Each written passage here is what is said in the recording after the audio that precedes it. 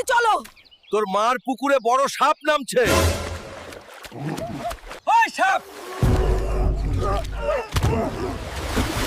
তোর সাহস কত তোরা?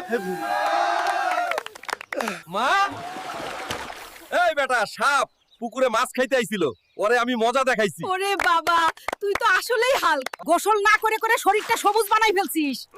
গন্ধে কাছে যাও যায়। এইটা আমার ন্যাচারাল কালার মা। ওই মোটা হালকো, তোর গায়ে নাকি অনেক গন্ধ, গোসল করিস না নাকি? ওই, তোদের এত সাহস কেমনে হয় আমায় নিয়ে বাজে কথা বলিস?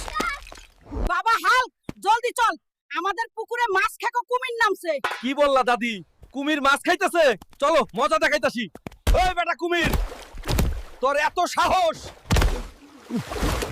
আজ তোর সানডে মানডে পুরোপুরি ক্লোজ করে দিব। মা দেখো বাল, মাছ খাইতে আসা কুমিরে রে সানডে মানডে ক্লোজ করে দিছি। বাহ, তুই তো অনেক শক্তিশালী। আমার হালকা। ওই হাল্ক, ভাত খাস না, ওইদিকে গ্রামে বাঘ ঢুকছে। কি বললি দাদি? বাঘ ঢুকছে? ওই বেটা বাঘ, এত সাহস তোর, এবার বুঝিস মজা কেমন লাগে।